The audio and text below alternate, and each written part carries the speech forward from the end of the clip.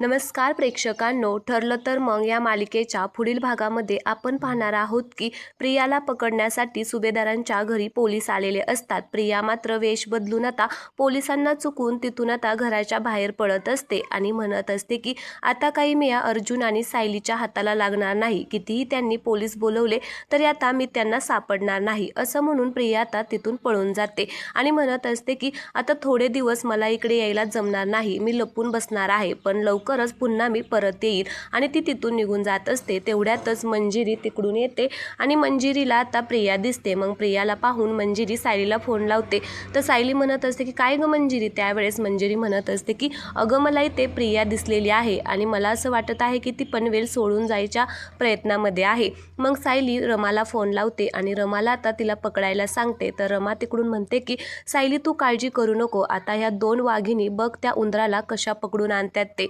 आता रमा आणि मंजिरी मिळून आता प्रियाला पकडून आणणार आहेत आणि मग सायली आणि अर्जुनकडे आणून तिला सोपवणार आहेत। तर चला, आजचा हा प्रोमो आवडला असेल तर प्लीज चॅनलला सबस्क्राईब करा आणि व्हिडिओला लाईक करायला अजिबात विसरू नका। धन्यवाद।